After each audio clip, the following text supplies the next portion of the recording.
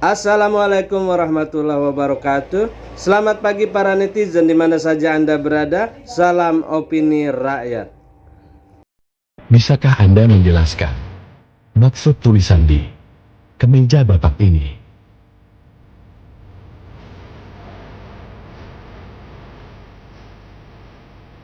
Bergeraklah Cina menuju Indonesia.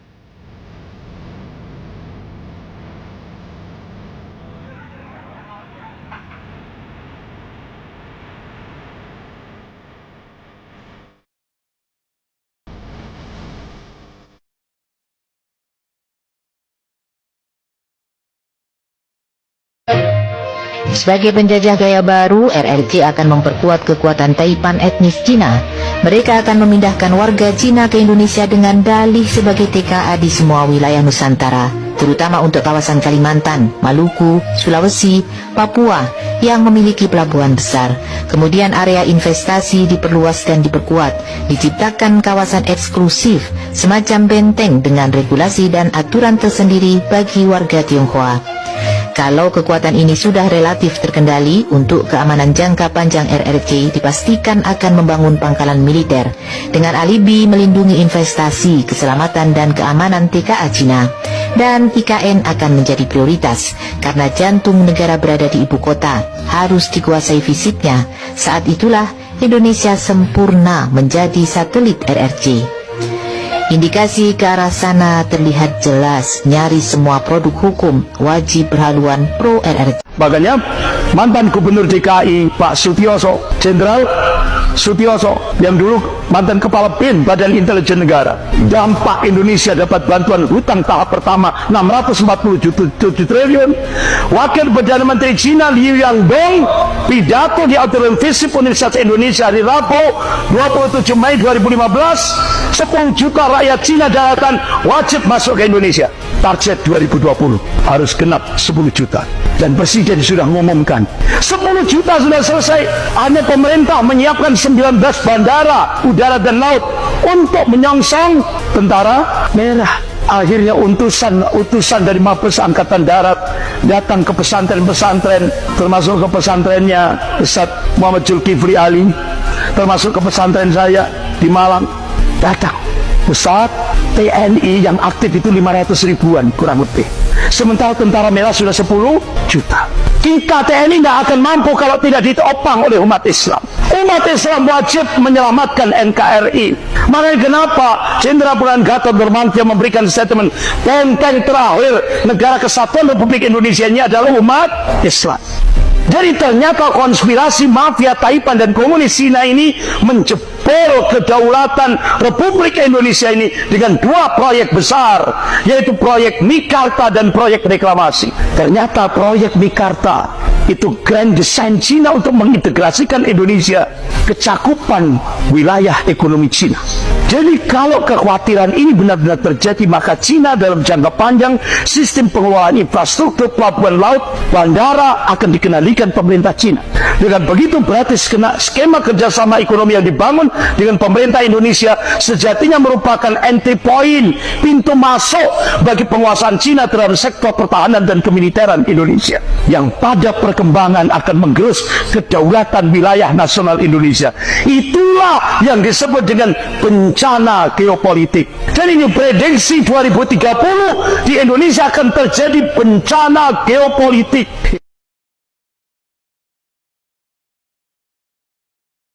Banyak banget WNA cungko ilegal sekarang karena ada yang namanya modus rangkap jabatan. Modus rangkap jabatan ini yang bikin mereka berbondong-bondong rame-rame ke Indonesia sekarang. Jadi apa itu modus rangkap jabatan? Ini WNA punya kitas dari perusahaan A gitu ya, misalkan ya, dia dapat sponsor atau kitas dari perusahaan A lah gitu. Tapi diem-diem dia memiliki punya perusahaan B dan C di Indonesia ini gitu loh. Tapi kalau misalnya buat ngapa-ngapain, dia nunjukin sikitas dari perusahaan A itu. Nah ini dia peluang-peluang ini yang dipakai sama si WNA ilegal ini. Dan WNA ilegal ini sekarang di Jakarta katanya lagi sok jago banget, karena mereka ngerasa semuanya bisa disogok pakai duit. Katanya dia lagi diincer sama petugas, tapi katanya dia masih bisa nyari-nyari mobil Lexus. Dan mereka tuh sesama WNA tuh saling flexing gitu. Oh ini kemarin gue sogok ini berapa duit, ini gue sogok ini berapa duit, beres kelar gitu. Sekarang mereka masih bisa sombong, tapi kita nggak tahu nanti kalau misalnya tiba-tiba ada penegasan dari atas, ada tindakan tegas dari atas, mereka semua kelabakan ini. Kadang-kadang nih mereka semena-mena punya karyawan asal pecah-pecahin orang, tapi nggak punya tanggung jawab, nggak kasih pesangon atau apalah gitu. Tabrak-tabrak aturan aja mereka gitu ya, semau-mau mereka. Oknum-oknum WNA Tiongkok yang bandel ini cuman bandel di Indonesia doang guys, tapi kalau di negara aslinya mereka taat sama hukum, mereka takut. Kenapa? Karena negaranya tegas. Gue berharap instansi terkait di sini adalah Polri dan imigrasi untuk menindak tegas oknum-oknum pemain rangkap jabatan ini. Negara kita punya aturan, negara kita punya undang-undang, mereka harus ikutin undang-undang kita lah Pak. Nggak bisa mereka seenaknya. Tolong bapak-bapak, mungkin kalau nanti nemuin kayak beginian, deportasi aja langsung Pak. Kita pun capek Pak, tiap hari liatin berita-berita oknum-oknum WNA ini makin gak bener di Indonesia. Nggak di Bali, nggak di Jakarta, nggak di Tangerang. Kemarin kita baru 17 Agustusan seneng-seneng, tapi kok gue ngerasa kita masih dijajah sama warga negara asing ya. Aku masih taruh harapan yang sangat besar buat aparat-aparat kita untuk bisa nanti lebih baik ke depannya. Amin. Mungkin segitu aja dulu buat teman-teman yang jadi korban atau pengen tuker pikiran sama saya. Jangan ragu buat chat saya, buat ngobrol sama saya. Semoga saya bisa bantu kasih kalian solusi. Itu aja ya. Seorang warga negara asing asal Cina inisial YH lakukan aksi penambangan emas ilegal di Kabupaten Ketapang, Kalimantan Barat. Dari hasil penyelidikan, volume batuan biji emas yang tergali sebanyak 2.687,4 meter kubik dari 2 lokasi. Pelaku ini beraksi dengan gali lubang tambang lalu melakukan pemurnian. Hasil emas itu kemudian dibawa keluar dari terowongan dan dijual dalam bentuk biji atau bulion emas. Akibat pertambangan emas tanpa izin ini, negara alami kerugian. Nilainya fantastis, yakni capai 1.020 triliun rupiah. Jumlah itu berasal dari hilangnya cadangan emas sebanyak 774,27 kg dan perak sebanyak 937,7 kg. Sebetulnya yang bertarung di Pilpres 2024 itu, nah ini nih manusianya nih. Ini kutuk kupretnya nih, 9 naga ini nih. Lawan Anies ya. Jadi yang cawe-cawe cuman rocker doang, calo. Pak Jokowi memang terkenal, tapi terkenal keburukannya. Yang dicicil itu adalah soal politik dinasti, keluarga besarnya yang tidak terhana, hidupnya sangat elitis dan seterusnya dan seterusnya. Dalam konteks itulah saya kira dari lubuk hati yang paling dalam, saya tak yakin bahwa Pak Jokowi hanya pulang kampung ke Karanganyar membiarkan semua para orang yang selama ini sakit hati ataupun terdolimi akan diam dengan itu semua. Oleh karena itu pastinya Pak Jokowi sedang berpikir untuk mencari satu sandaran politik yang pastinya akan diandalkan supaya serangan-serangan itu bisa ditangkal dan ada orang yang kemudian pasang badan. Dan sorry itu saya sekali lagi, kalau hanya PSI dan Projo itu tak cukup lah menghadang bagaimana statement-statementnya Bang Faisal, Bang Hari Azhar, kawan-kawan mahasiswa dan kawan-kawan PDIP nantinya. Yang benar dari Allah, yang salah dari setan. Terima kasih. Assalamualaikum warahmatullahi wabarakatuh.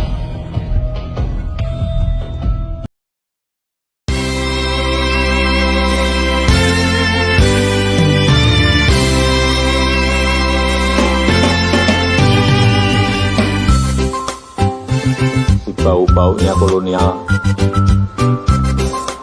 selalu saya rasakan setiap hari, dibayang-bayangi, dan sudah kita tepati 79 tahun.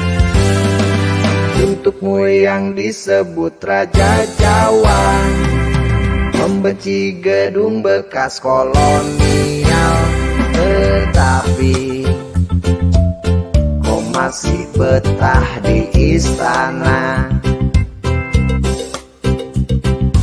Raja Jawa katanya orang hebat, tapi berjuang bukan untuk rakyat, hanya untuk keluarganya.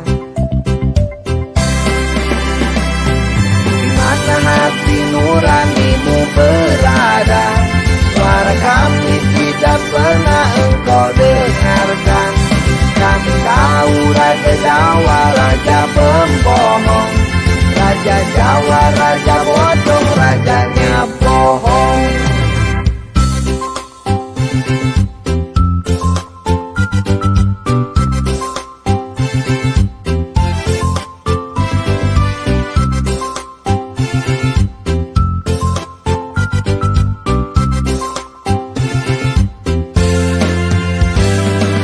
Untukmu yang disebut Raja Jawa, membenci gedung bekas kolonial, tetapi kau masih betah di istana.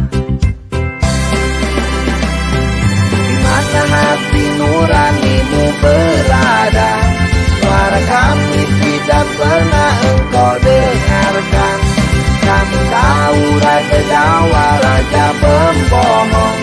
Raja Jawa, raja bodoh, rajanya bohong.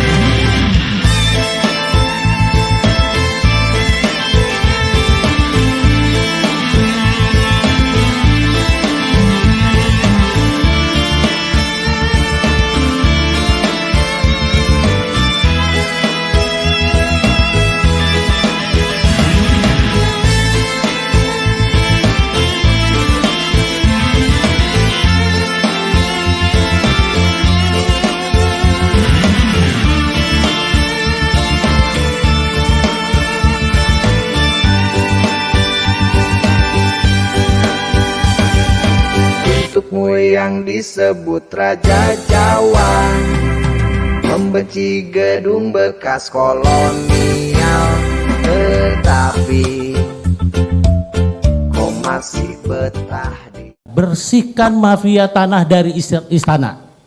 Itu 2018. Kemudian kenapa ini terjadi di FKMTI? Semua korbannya dikriminalisasi. Kita mau bawa bukti materi maupun bukti fisik tidak laku. Yang laku adalah siapa yang punya duit.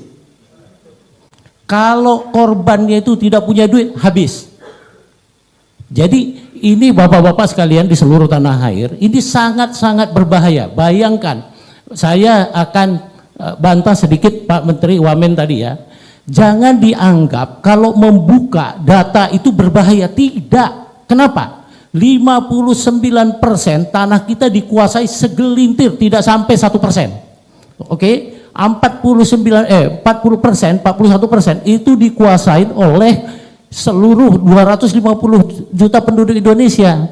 Padahal yang 59% kontribusinya ke negara tidak ada 1%. Jadi kalau kita matiin semua bohir-bohir itu nggak ada pengaruhnya sama negara. Jadi saya bantah itu Pak Wamen ya, itu yang pertama. Kemudian di kepolisian, mohon maaf, kami tidak percaya. Mau ngapain pun kita lapor, kalau lawannya itu pengembang gede, selesai. Bahkan semua dikriminalisasi. Contohnya, Pak Jokowi udah jelas-jelas berantas tanggal 17 Februari. Berantas mafia tanah beserta backingnya. Ini sudah berapa bulan? Udah hampir 1 tahun lebih. Mana backingnya yang ditangkap? Tidak ada. Jadi mau siapa mau kita percaya di negeri ini? Saya tanya dulu, presiden saja gak dianggap kentut. Jadi mau ngapain? Nah, ini saya ingatkan kepada seluruh rakyat Indonesia, ya, bahwa 10 tahun lagi ke depan nanti anak-anak kita jadi penumpang gelap di Kaltara sana. Jumlah konsesi yang dikeluarkan negara melebihi dari jumlah provinsi itu. Berarti rakyat yang ada di situ sebelum merdeka jadi penumpang gelap. Jadi apa yang solusinya? Solusinya kita berantas saja. Mereka itu gak ada guna. Cuman kontribusinya gak sampai 1% kok. Jadi apa? Justru mereka penghalang investasi.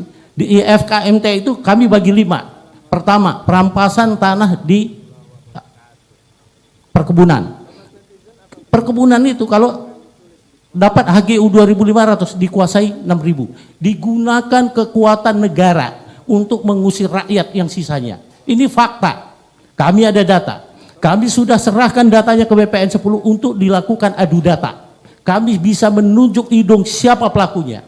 Tapi kami tidak pernah diladeni untuk itu.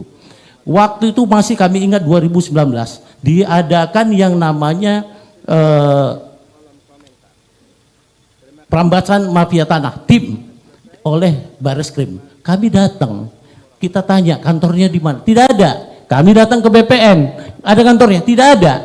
Jadi ini apa ini semua? Permainan. Jadi kami sama sekali tidak percaya. Kami hanya percaya niat Pak Jokowi. Tadi Pak pendiri Forum Indonesia Adil menyatakan jangan-jangan ini hanya sebuah narasi, mafia sebenarnya malah dia gitu loh. Kenapa? Ini gampang kok nyelesaikannya kok, ganti menterinya, ganti yang lain, banyak, seluruh rakyat Indonesia banyak kok yang punya kapasitas kok. Jadi kenapa ini terjadi terus? Justru eskalasi perampasan tanah itu terjadi pada saatnya Pak Presiden. Kenapa saya katakan gitu? Pada saat disuruh berantas mafia tanah berserta backingnya itu tanggal 17 Februari 2021 meledak Sentul. Meledak di mana? Kami di FKMTI, saya sendiri langsung di SP3 pada laporan saya tahun 2010. Begitu juga kasus-kasus yang lain. Nah, ini sangat berbahaya saya katakan buat rakyat Indonesia. Nanti kita perang saudara. Contohnya, saya punya tanah asli, punya alas dasar hak kepemilikan awal. Oke, dia bisa rampas. Karena apa? Dia berkuasa. Hukum semua dilanggar. Pada saat keturunan saya punya kekuasaan, ini akan diungkit kembali. Apa yang terjadi? Kita tidak berkesudahan terhadap masalah tanah ini ya. Ini kita ingatkan, tolong bapak-bapak penegak hukum, jadilah seorang negarawan. Tanah kita di 80%, Buya Safi'i Ma'arif menyatakan 80% tanah kita dikuasai korporasi, 13% asing, 7% hanya 270 penduduk Indonesia. Ini kita bahaya. Ya, cara-caranya bagaimana? Simple, nggak usah rumit-rumit. Karena pemberian hak itu semua melanggar hukum. Penegakan hukum aja sudah selesai kembali kok 50%. Kami siap adu data di FKMTI, kami siap kehilangan, kami siap di penjara kalau itu bukan tanah kami. Tapi maukah BPN? Tidak. Itu sebabnya kami, begitu juga di kepolisian, tidak mau. Suka-sukanya aja. Sobat netizen, apa pendapat Anda? Silahkan ditulis di kolom komentar. Terima kasih telah menyaksikan video ini sampai selesai. Salam hormat. Wassalamualaikum warahmatullahi wabarakatuh.